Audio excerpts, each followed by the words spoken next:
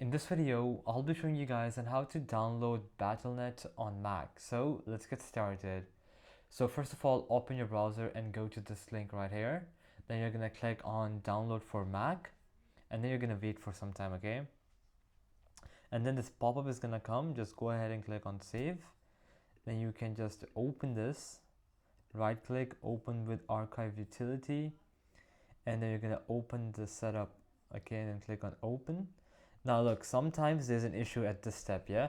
It won't let you open because it can't verify. So in that case, go to system settings. From here, go to privacy and security and scroll all the way down.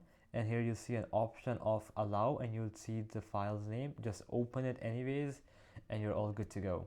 Then you can choose your language. I'm just gonna go with English. Put in your password, obviously.